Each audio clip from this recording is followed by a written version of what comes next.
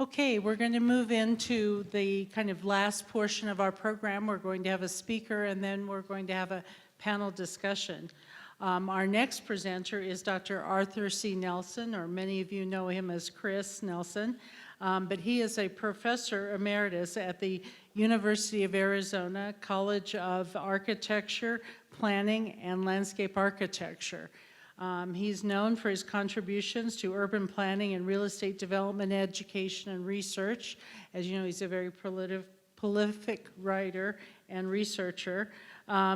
Most of you know him from the University of Utah, where he helped set up a number of different programs. And today he's going to explore demographics and some case studies on zoning. Dr. Nelson.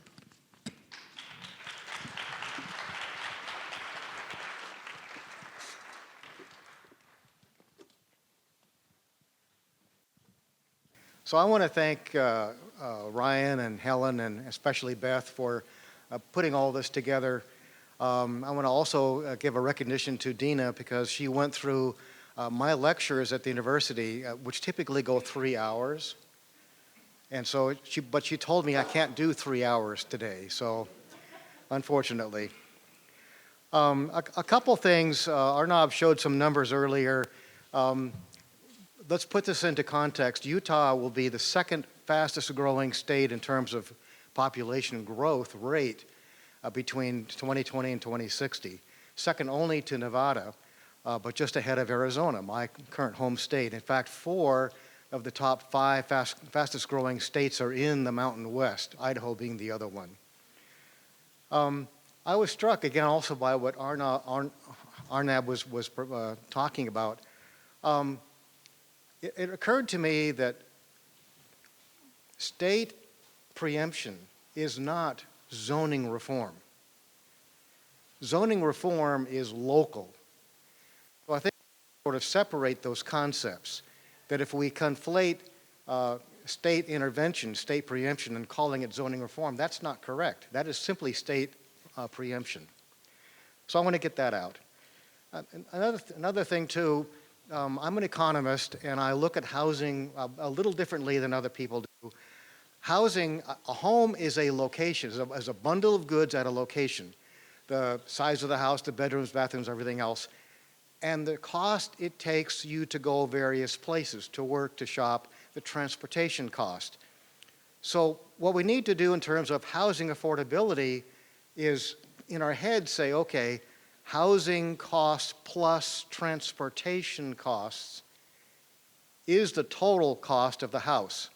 So if you live near a track station and can walk to tracks and walk to shopping, everything else, you might be saving 10 to 15% of your household budget because you don't have to have the second car or even a car. That savings should be rolled into the house price and you're not any worse off.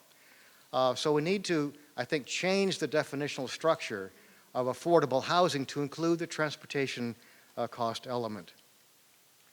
Something else that occurred to me too, I found through my studies that mixed housing communities have more resilient prices over time than single type housing communities. It's because they can cycle better, households can move up and move down in the community better. So I think we need to move towards more mixed housing communities because they're more resilient in the market. Lastly, I do have a plan for fixing the affordable housing problem.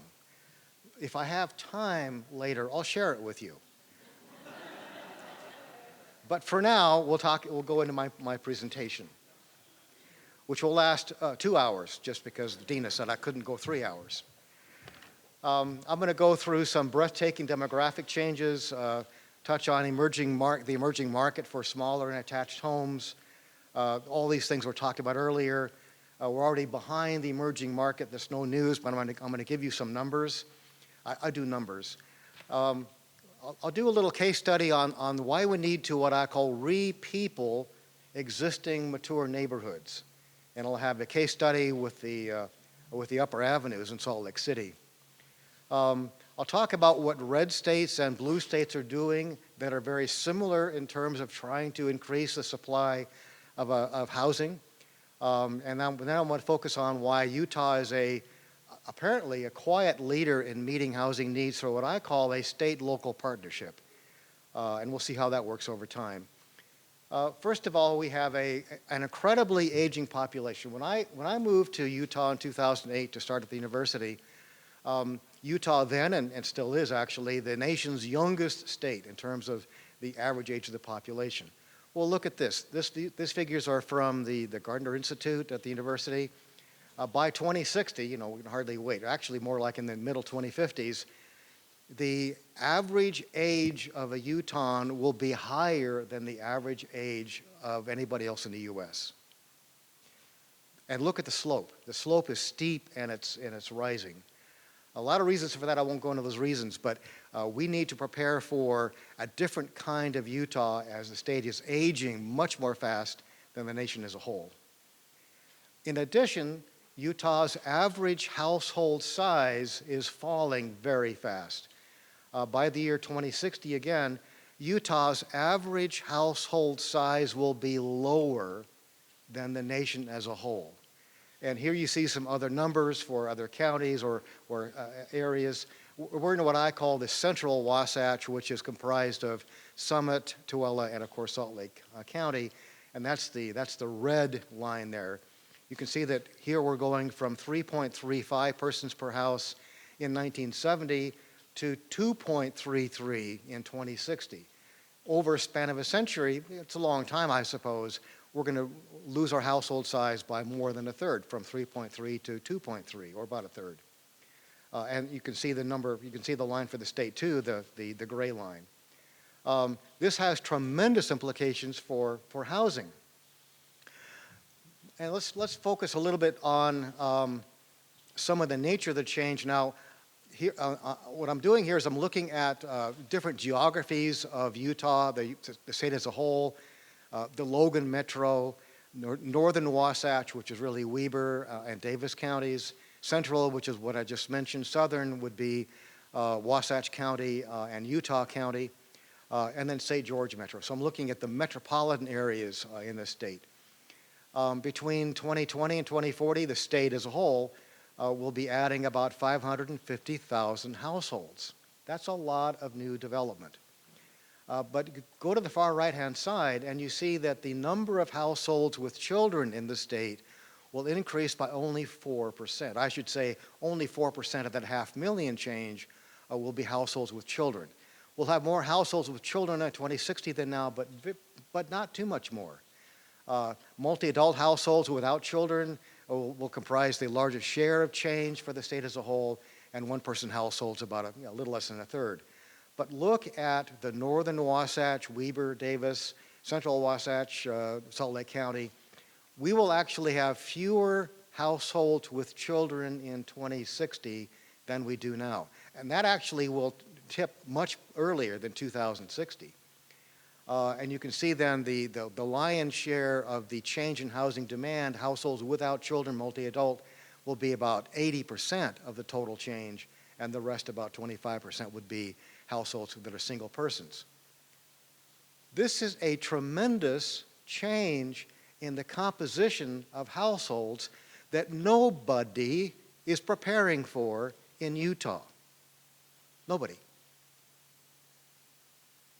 And I think you need to think about these changes, because one day, 20 years from now, you're going to wake up and say, well, what happened?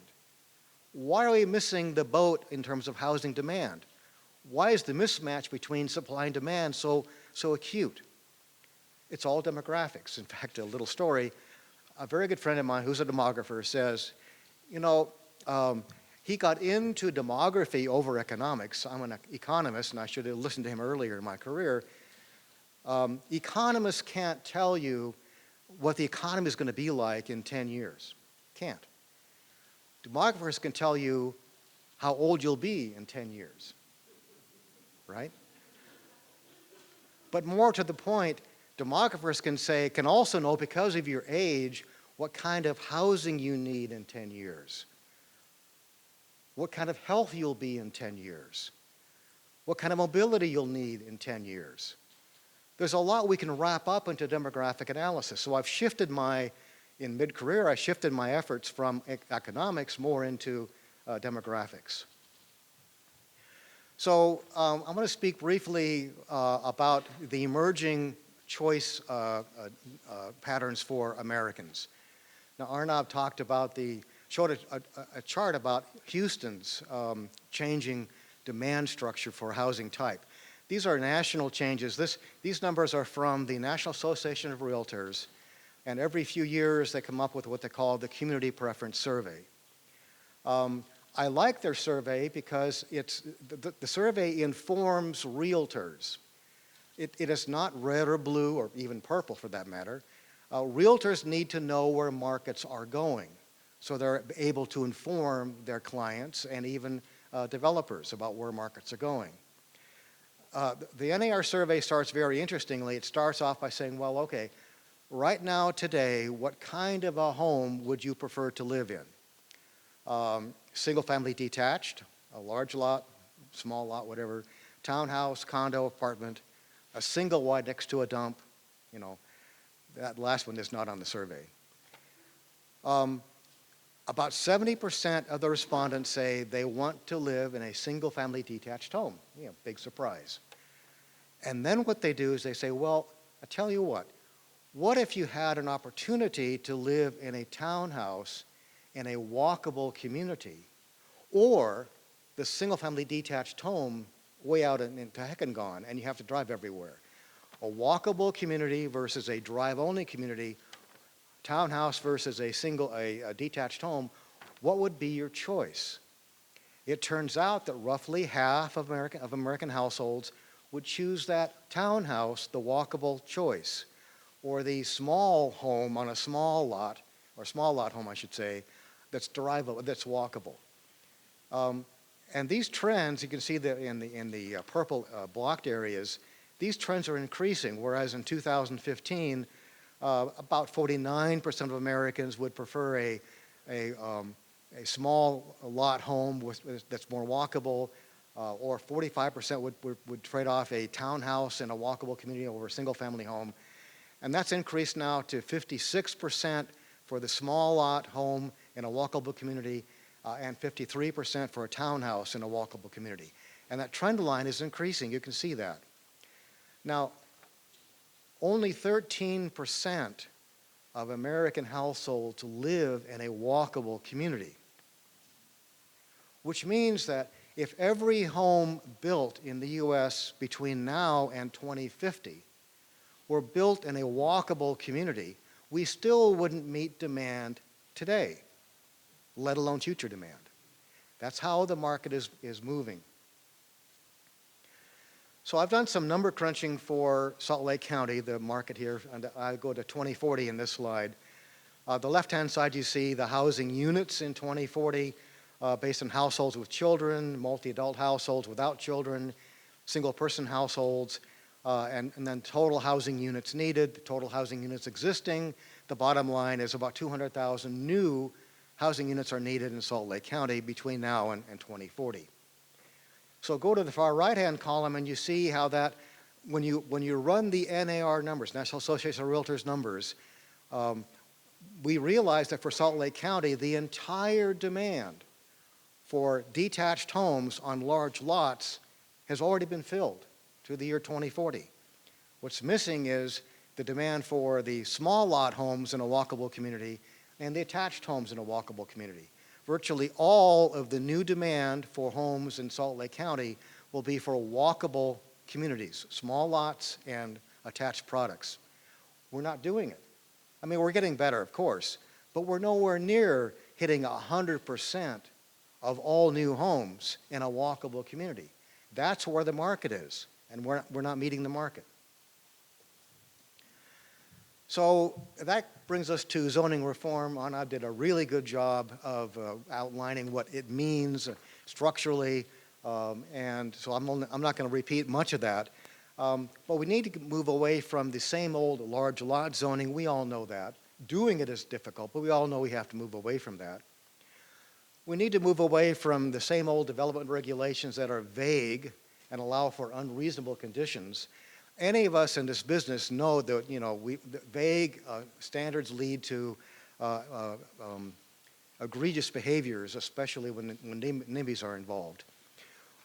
We need to change the same old impact fees. Now, Utah is one of the nation's leaders in impact fees, but too many communities in Utah, and across the country actually, too many communities charge the same impact fee on all residential development.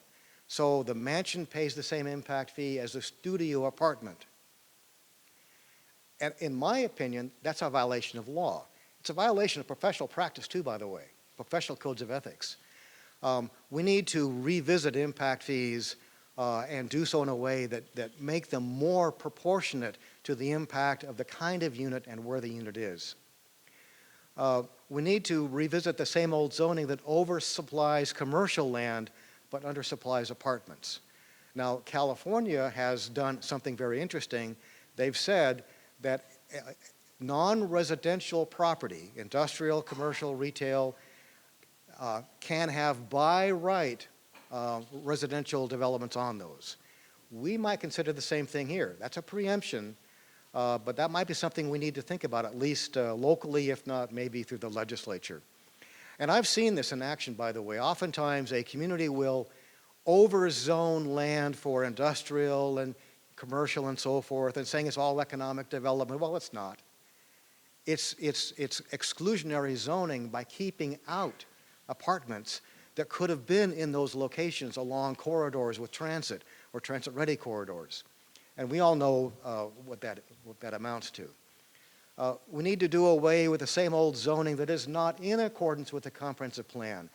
I don't know the ins and outs of the current planning laws in Utah, but a lot of states, and until recently, Montana being one of them, sort of overlooked the fact that zoning doesn't have to be consistent with the plan. So the plan says this area will have high-density housing, but the zoning says low-density housing. And then we need to get rid of the same old zoning codes that do not anticipate the future of the communities. Zoning codes are really backward-looking, not forward-looking. But one occasion I saw a zoning code was so backward-looking it was actually ahead of itself. Many years ago, a zoning code from Alabama came across my desk, and the city said, would you please update our zoning code to make it current with where the field is? Their zoning code was dated like 1948. It allowed for duplexes and threeplexes and fourplexes on single-family lots. It didn't have any parking requirements. It had narrow streets. It was so backward, it was forward. So I want to go into a case study. This is the Upper Avenues, the project I worked on for Ivory Homes.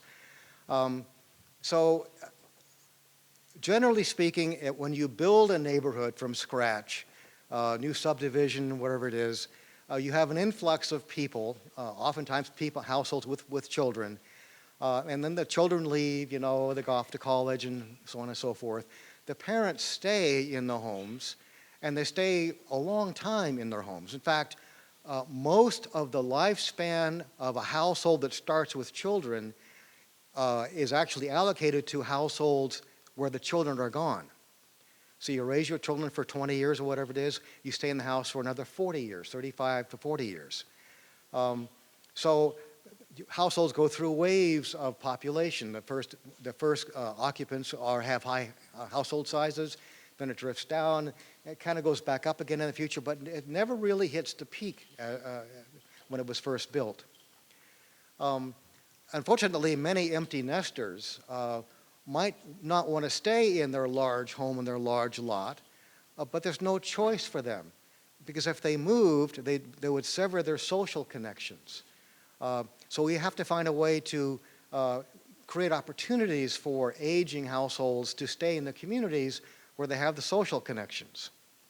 And then, of course, as children leave and households don't repopulate children, schools close.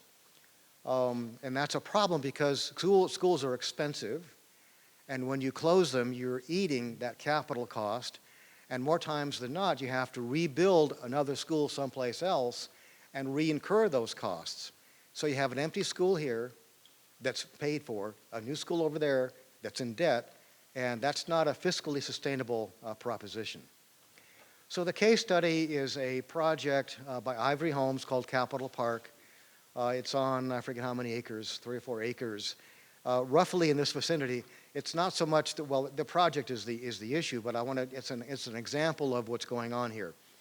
So the upper avenues between the year 2000, not too long ago, but between 2000 and 2018, the upper avenues lost, almost 500 people. That's between 200 and 300 homes equivalent. So here is Capitol Park looking for a rezoning, I think it was approved actually, for 21 townhomes with 21 ADUs, because the state now allows ADUs internally to the home. And the project is sitting in an area where water is available, sewer is available, roads are right there, parks are nearby, the school is not yet closed. All of the capital investment is already built and paid for, and it's right available for that site. So the public cost is zero. If you add new homes, you get benefits from the homes, the home value creating property taxes, and the home buyers adding to the sales tax base in the city. So zero cost and increased revenue. That's a pretty good proposition, I think, for fiscal analysis purposes. But NIMBYs don't want those people to live on that site. And that's one of the problems we have, not only in Utah, but across the country. So I want to touch on, I'm actually getting ahead of myself, I think. I want to touch on what other states are doing to address the affordable housing or the housing attainability issue. Jerusalem mentioned Colorado earlier today.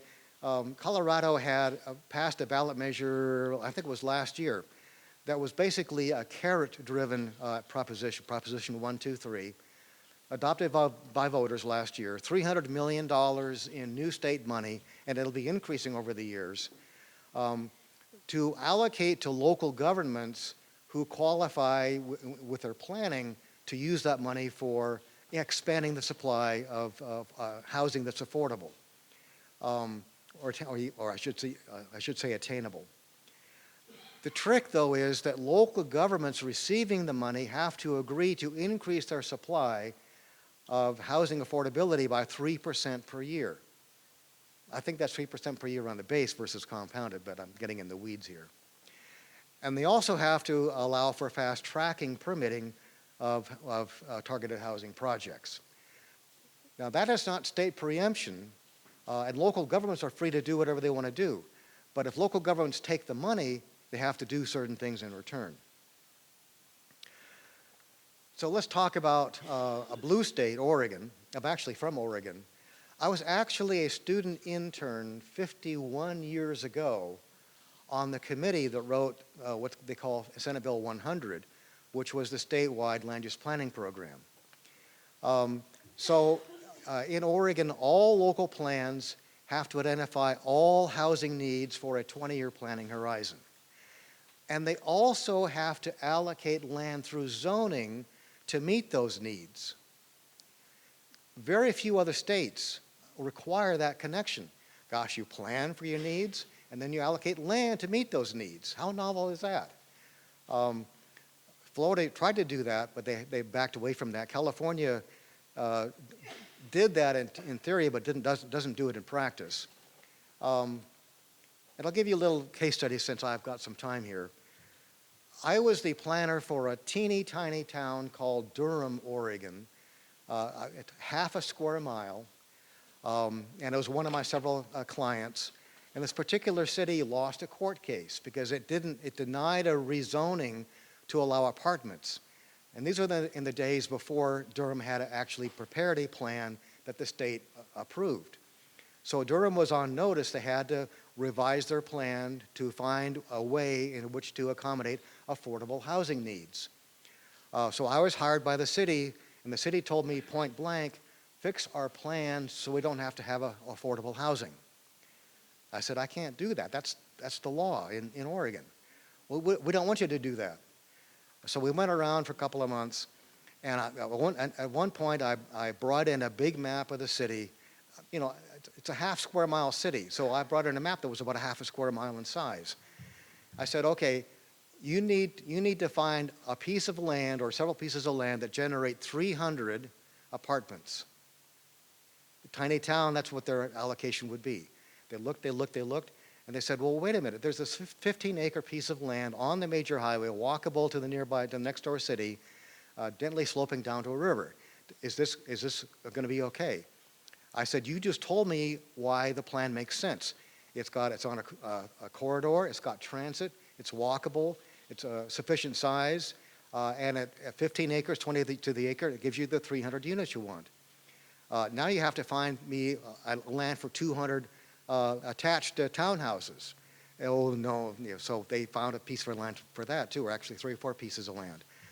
So they actually revised their plan, met the state law. We walked into the state agency, got it approved, and we were the first plan in the state to meet the state law for providing affordable housing. And I call that city the mouse that roared, because then the city next door, called Lake Oswego, if you happen to know it, they were fighting tooth and nail against having affordable housing in their community. Well, when Durham showed them up, Lake Oswego had to do the same thing. Secondly, in Oregon, what's required are clear and objective standards. It's a checklist. You can't go to a meeting for rezoning or subdivision and so forth and not know what's required. Developers have to know in black and white what they have to do in a kind of a checklist. Unlike many other states, including, I think, Utah, where you have vague or non-objective standards built into your zoning codes. In 2019, Oregon passed what it called the Middle Housing Act. Now, here's where it became preemptive. Oregon requires statewide, it's the only state that does this statewide, I think, to this point. Actually, Montana did the same thing earlier this year. But any single-family lot anywhere in the state can have up to 4 units on it, either attached or detached or whatever you want to call it. And then Oregon adopted what I think was dumb, and I've told them that, their Rent Stabilization Act. Jerusalem just talked about the dangers of rent control, rent stabilization. We'll see what happens in the future with that, and I'll be paying attention to that. California, the state has been long a NIMBY state. Anybody anywhere in the state could stop any project for any reason. It was sort of the joke. And the reason was the California Environmental Quality Act, CEQA, allowed NIMBYs to use any one of a number of benchmark standards, goals, to argue against approving a project or approving bicycle pathways or pedestrian pathways or anything. So the legacy of CEQA has been eroding housing supply in California, increasing housing prices, and actually the state now losing population because people can no longer live there. So in the past decade or so, California's gone into the preemption mode, and it now allows accessory dwelling units by right in every community in the state. They also allow a parcel split by right. So if you have a single-family detached home, you can split that lot and that house to make it kind of 2 condos and sell each side if you want to. That's the deed split part.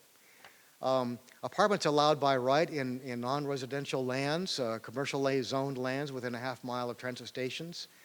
And then one thing that I really like, what's interesting, is when I started planning in the 70s, again dating me, I worked on several California housing elements.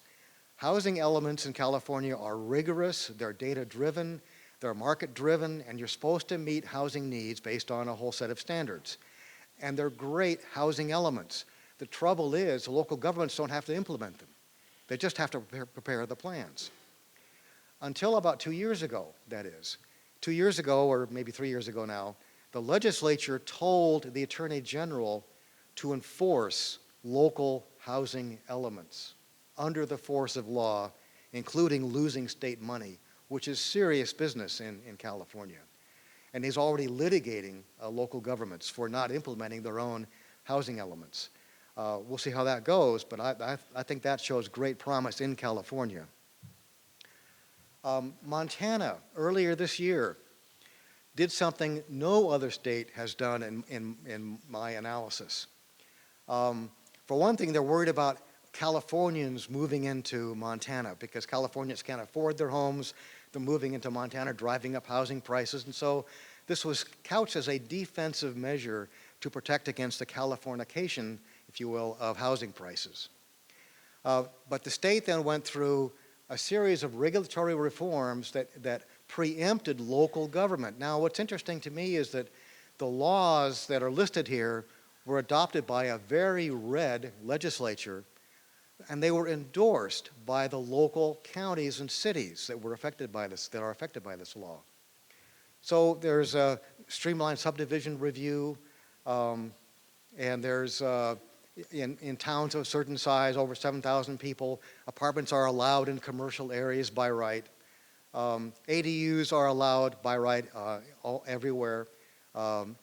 Duplex housing also by right in towns over 5,000 population. And then what they have is a very interesting loan program. The state set aside like $106 million for as an low interest infrastructure. Oh, time's up. I didn't realize that. I better hurry up here. Dina, where's my time? But they have a very interesting carrot so that you get the money, low interest money, maybe zero interest money for infrastructure only if the areas affected by the investment are 10 units per acre or more. Very interesting. And then the state has a new statewide planning act that basically undercuts NIMBYs. And I can talk about that more maybe after during the panel discussion. What are the common themes in these states? We identify housing needs. We try to meet those needs through clear and objective zoning. We allow apartments by right in commercial and industrial areas. We allow ADUs. We limit NIMBYs and so on and so forth. What are we doing in Utah? Utah is doing things fairly piecemeal. That's okay. I don't have any problem with that. Utah's not getting national recognition. I think they should. Maybe not, but I think they should. Utah has a very interesting moderate income housing plan, and I'm going to skip to that. Actually, go to the bottom line here. My takeaway from what Utah is doing is Utah is requiring local governments to prepare plans to meet housing needs without state preemption, except for ADUs, but without state preemption, in a kind of a partnership. And I'll talk about that right here. So I'll skip over this. So here's the moderate income housing plans. Every jurisdiction is required to meet housing needs through the moderate income housing plan. It's administered through workforce services. If you don't do a plan approved by the state, you're fined, $500 a day starting in 2025. But more importantly, you lose access to state transportation money. That's a big deal. So I think, but the genius in this is that the state is saying, you need to meet your housing needs, but you show us how you're going to do that, and here's 24 tools you can choose to help do that. You just show us what the needs are and how you're going to implement those needs in a plan you think will work. It's not preemption, but it's guidance. So with that, we'll take a little break here. We'll have 3 panelists come up here, Dr. Arnab Chakraborty, Turner Bitten, and Christine Richmond. So we'll take about a 10-minute break or so? Yeah, let's just, we're just going to take a 5-minute break. We're going to set up the stage area with the panelist chairs, and we'll be ready to go again. Thank you all very much.